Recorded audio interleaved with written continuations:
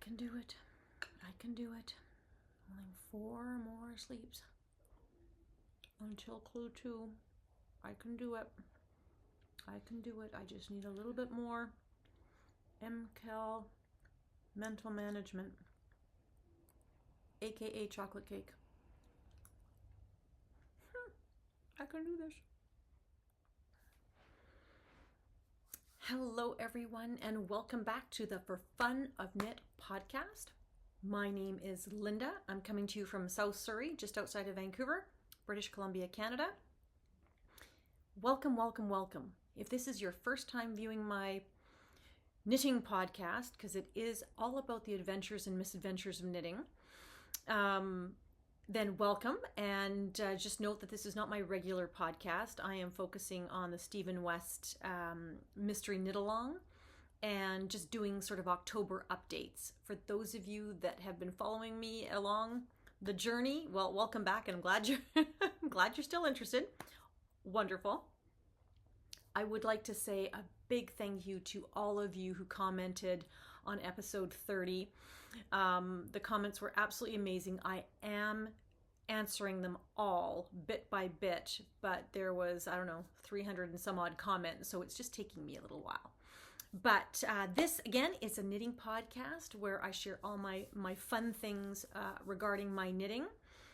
Sometimes it's crochet, sometimes hopefully in the future it'll be a little bit of spinning, but for right now it's predominantly knitting. And this particular episode is week 2 of October, not Vlogmas, but just week 2 of October, and it's really the end of the first week of the Stephen West or West Knits Mystery Knit Along.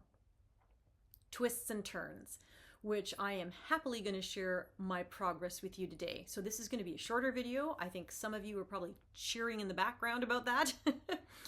But I just wanted to keep you in the loop, updated, and knitting along with me, even if you're not participating in the Mystery Knit Along itself.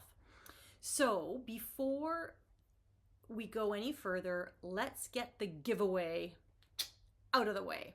So, not that I ever think a giveaway is out of the way, because I love sharing yarny goodness. If I can inspire anybody to knit for themselves, knit a gift for somebody, that is my aim, because knitting has brought me so much joy in so many ways that I just want to share that love with all of you. So, for those of you that have been following along, you know that Emmy won last week's giveaway. I'm having 4 giveaways. This is giveaway number 2 out of 4. And we have 3 prizes left. We have the Cozy Knitters sock set called Ghoulish. I think it's called Ghoulish. We have Ginger Snap Yarns 100% That Witch. And we have Ginger Snap Yarns Inside My Head. And so this is a really nice tangerine-y, pumpkin-y speckle. And this is a variegated purple or tonal, it's variegated purple with a little bit of orange specks. So the way it works is whoever is the winner of this giveaway, you had to comment on episode number 30.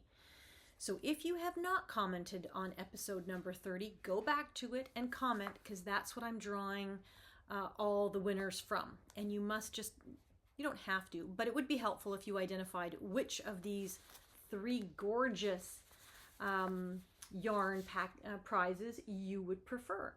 And so whoever I choose today, if you have identified your yarn of choice, then that's what I will send you. If you haven't, please direct message me or email me at forthefunofknitvlog@gmail.com, and with all your particulars, including which one you prefer, and I'll mail it to you. So here are your 3 giveaways, and let's go straight to the giveaway, because of course that's the drum roll. And let's just, I have loaded the video on, and I think there's 315 individual comments, and we are now selecting. I don't know if there's a commercial going on in there, guys. I don't know. So who is this? Elizabeth Kurtz. So Elizabeth Kurtz. Elizabeth writes, hi Elizabeth, hope you're watching. I'm feverishly trying to finish my shawlography now. So that's a Stephen West pattern. I'm going to hold off on this year's mystery knit along, understandable, but I'm anxious to see how it develops. And then she gives me a lovely compliment. Thank you very much, Elizabeth. She would love to try either the Cozy Knitter or Ginger Snap yarns. Okay, so she did mention the Cozy Knitter sock set first. So Elizabeth, you need to direct message me. First of all, congratulations. Yay! But you need to direct message me either on Instagram under For the Fun of Knit or Gmail on my Gmail account, which is For the Fun of Knit Vlog at gmail.com with your particulars, and I will email it out to you. If I don't hear from the winners by the second week of November, I will draw another winner. So hopefully people are watching. So that's good. And hopefully Elizabeth tunes in for this week's update. So before we talk about Stephen West, because I'm going to go on and on and on and on a little bit about Stephen West, but let's just give you an update on my Tassels in the Sky. That's my work in progress. Seriously, with Stephen West, if you're doing this mystery knit along and you're trying to do it in the time frame, every week he gives a new clue. If you're trying to get the work done within that week, for me, I barely made it. It's Thursday. He released clue number 2 this morning. I was still knitting at 3 o'clock this afternoon. So I barely made it. I don't even know if I made it. I don't know if that counts. Maybe I should have finished yesterday. But I did make it, and I'm going to share that with you. So there hasn't been a lot of time for other knitting. However, every once in a while I can put that shawl down and the mystery knit along shawl down, and I can pick up this lovely pattern. And this is called The Tassels in the Sky by Vincent Villapanda, I do believe. And I can't remember if it's a free pattern. I'm going to have to write it down here because I don't remember. I think it is. I could be wrong, but I think no, it's a free pattern. I won't write it down. It is a free pattern. And I'm using 2 different yarns from Sweet Skein of Mine. This is her slub yarn in the colorway Lady Marmalade. Ooh, had to think about that. And her silk mohair in the Rudolph. This was actually a Christmas colorway, and I had it in my stash, but it pairs beautifully. They have all the same tones, all the same speckles, and it gives me this beautiful rose gold variegated yarn. I hope you can see that. And so this is where I was in the last episode, and this is where I am now. So making progress.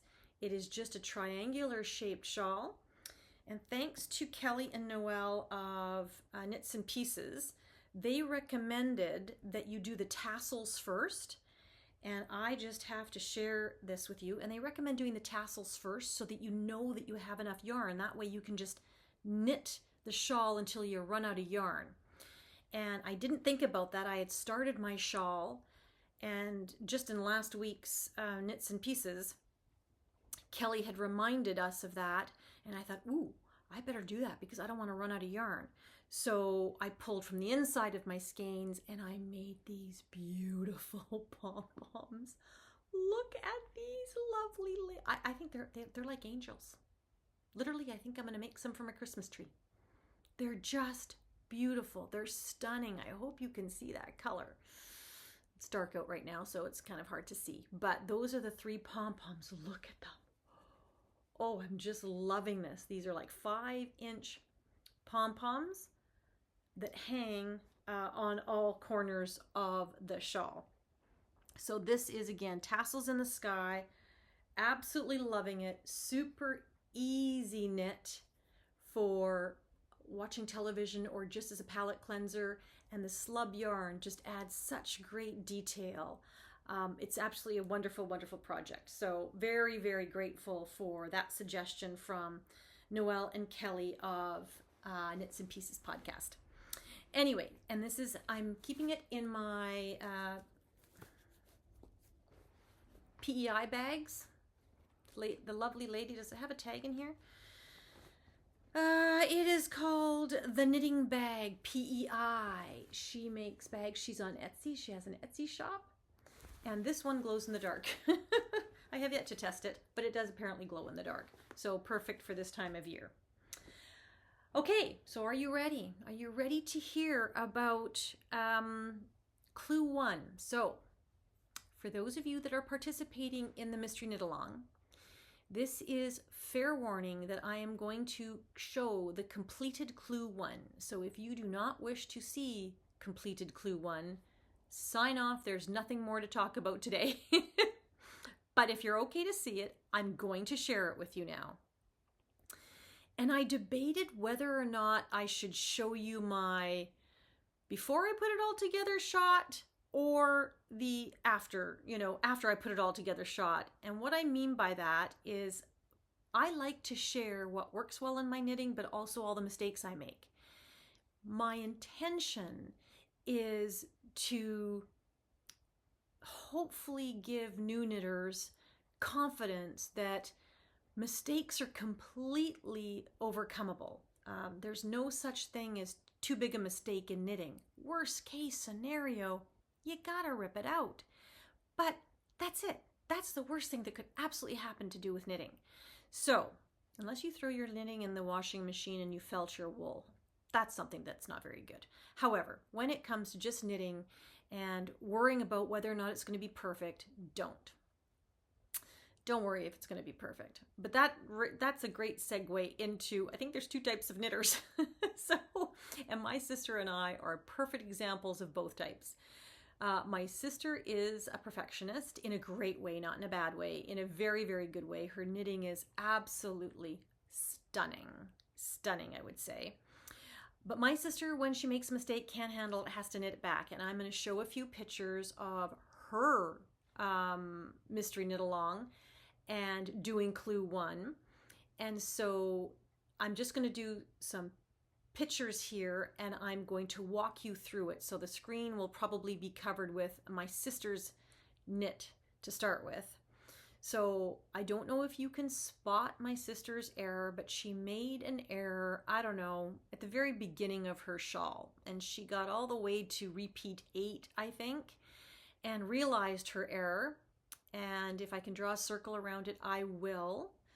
But she, I do believe if you're looking at it, it's going to be the bottom left-hand corner. She knit instead of purled a row in one section of the shawl.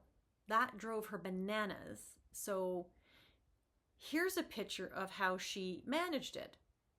She frogged that section all the way down to her error, corrected her error, and then re-knit all the way back up.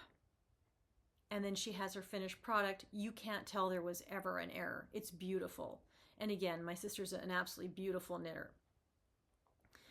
Now I'm going to show you a picture of my clue 1 before I have, well, I'm not even going to say before I fixed it. This is the fixed version, but I'm going to show a picture up here. And seriously, I think I should change the name of my podcast to Haphazard Knitting or something. I don't know. I could not get the rhythm of clue 1. So when you're looking at this picture, you're going, Linda, what are all those stitch markers? Well, each one of those stitch markers identifies a mistake I made in clue 1. So I have done everything from at the very onset, I read the instructions incorrectly, and so I was actually knitting 2 together when I shouldn't have been. So I was taking stitches away in the very bottom section of my shawl.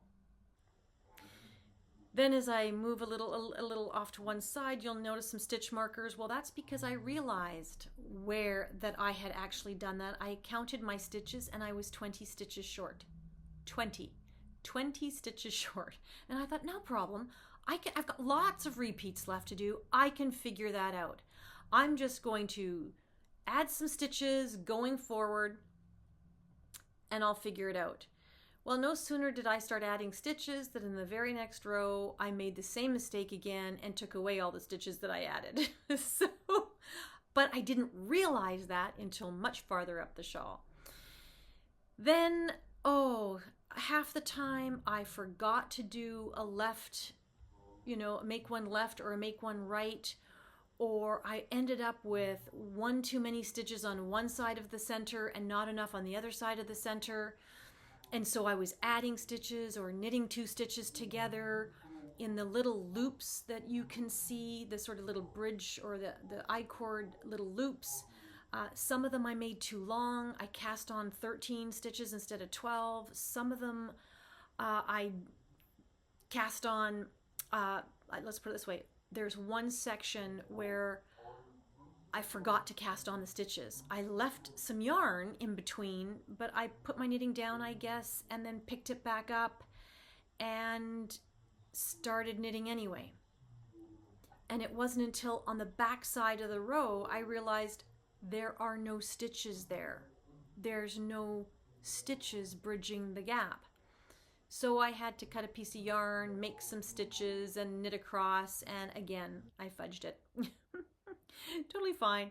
And then higher up, almost at the top, same idea, but instead of not making any stitches, I forgot to bind them off. So when I came back to the right side row and it came time to make new stitches, I couldn't because I had forgotten to bind them off the row before. Yeah, so I had to turn my work around, do a bind off, which made the stitches really quite tight and not very flexible at all. And then I could go back to the right side and cast on. So the moral of this story, it might be hard to imagine some of the errors that I've made, but the moral of this story is the picture that you're looking at is all the errors in my knitting. And I just had to make a decision. Am I going to frog it, or am I just going to forge forward and let that be the adventure of my knitting? Well, I'm happy to say that I forged forward, and the adventure in my knitting turned out to be a beautiful clue one. So, for any of you first-time mystery knitters, or if some of this type of knitting, doing chevrons and having to do increases and knit two together and slip, slip, knit, and if some of that is all new to you, don't worry so much about small errors. You'll decide for yourself whether or not you can accept the error that you've made. I fudged it all the way along. Mine is not perfect. If you are a very particular knitter, you'll pick some stuff out on my clue one that doesn't look quite right. But I would challenge you to take a look and find out where that might be, because this is clue one, and to me it's looking mighty fine. It's beautiful. Now, that said, I did not watch the video unless I got stuck, and then I would just watch that piece that I needed to watch to get unstuck, and then I stopped because I didn't want to know how clue one was supposed to look. I wanted it to be a mystery. And I made it all the way. And honestly, I need more chocolate cake. I gotta eat more chocolate cake. That's called therapy for knit-alongs, chocolate cake. I got to about here, repeat, I'm gonna say 11. Actually, it was repeat 11. And I realized I was still short 20 stitches. So all the work I had tried to increase at the beginning, I was doing some funky increases in here. I was taking away by doing the patterning correctly. And so lucky me, you can't really tell. But when I got to like repeat 11, I was still 20 stitches short, and I panicked, and I'm like, oh my gosh, well, each repeat is around 10 stitches. No, it's actually 8, but I thought it was 10. So I thought I had to do 2 extra repeats because I was targeting, if I had done just the 14 repeats that was required in the pattern, I was targeting to have 251 stitches. You needed 271 according to the pattern. So that meant I needed 20 more stitches. And so I would have to do a whole 2 extra repeats in order to do that. And that's what I did. So for those of you who don't know, you're supposed to have 14 striped pairs of contrast and main, and I have 16. So mine is, oh, sorry, that's my computer. So you're supposed to only knit to here, and I have this extra. So a couple things about that. So now I have the right stitch count, yay. However, yarn management now might be a nightmare for me because I do not know how much yarn is left over at the end of this shawl. If I have any left, I might be playing yarn chicken now because of that. So now here's the funny part. That's just me. Okay, that's just me. Oh my, by the seat of my pants. And so now I watch the video. And so what does Stephen West say in the video? Don't worry about the number of stitches. Get somewhere close, but if you're 10 or 20 off, don't worry about it. The most important thing is to have 14 sets of stripes. Why didn't I watch the video? I was so focused on not spoiling the surprise. That is not in the pattern, written part of the pattern. It does say you'll have 14 repeats at the end, 14, but it doesn't say you can't have 16. But the video is very clear. The video, he says, it's better to have 14 and not the right number of stitches than have the right number of stitches and not the right number of stripes. And I'm like, oh no, oh no. So now clue 2 has come out. But anyway, so let's talk about this. So I can talk about this because these are his videos and they're open to everyone to see. And he goes detail by detail how to knit it. He doesn't tell you the number of stitches, etc. But what he does talk about is you cast on an I-cord. So you start, and this is obviously the back. I'm going to say, it is my guess that this is the back panel.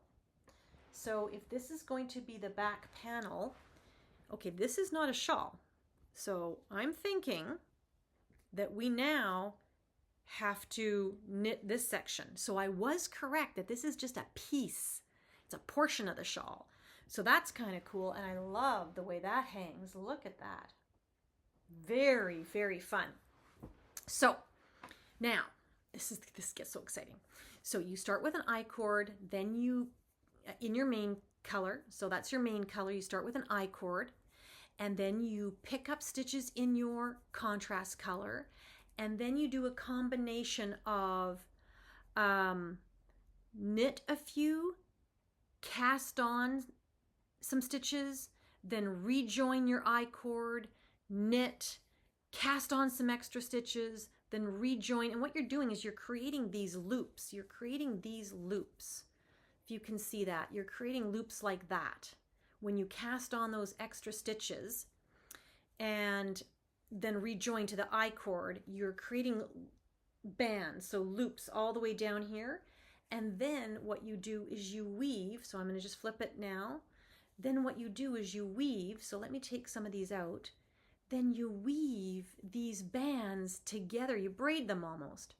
So what you end up with bands like that. That's a better rendition so you can see it. And then what you're asked to do is you're asked to weave them together. So you just pull them alternating through. See, you just pull them through alternating like that. Alternating through to create this beautiful, beautiful faux cable. Like, isn't that ingenious? So this is how you're going to see it on your back. Now, he says, leave these. We don't know what we're doing with these. Okay, so something is going to hang from these. I don't know, the bottom of the shawl, and I don't know if it's going to be the border or what. But from what I understand now is we're going to be working on, so if this is the back of the shawl again, we're going to be working on these sections now. This section.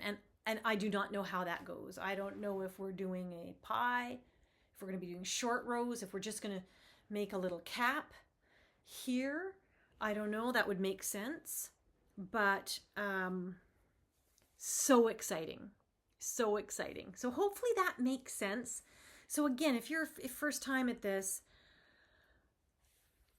go easy on yourself. If you make a lot of mistakes like I do, which, hey, misadventures, I call them misadventures, that just makes my shawl very unique and very, very Linda-ish. So, like I said, should be called haphazard knitting. But I love it. And now I don't know how my 2 extra repeats are going to affect the rest of the shawl. So stay tuned for next week's video and I'll let you know how that goes. Because I have not looked at clue 2 yet.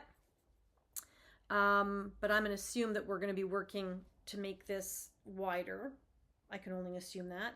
And just to give you a, what did I do with my yarns? Just to give you a review of my pop of color. So the dark purple in this, which is more of an eggplant color, is Sassy Strings in the Braverman in her vibrant, no, in her merino yak base. Fingering weight in the Braverman colorway. The light grayish, it's got a hint of purple, it's a grayy purple, is Life in the Long Grass. They're 100% merino singles. I do believe it's called Cloud. I'll have to think about that. And this is, oh, why don't I have the actual, this is the pop of color, and I don't have any of the tags. I'll have to put them down here. But this is the pop of color, and I'm not too sure when we get to use that. If I do end up playing Yarn Chicken, because I've got 2 extra repeats in here, I might have to jump ahead on some of the videos towards the end to see if there's an opportunity for me to use more of the pop of color to make up for it, because I won't be able to finish the shawl if I run out of yarn.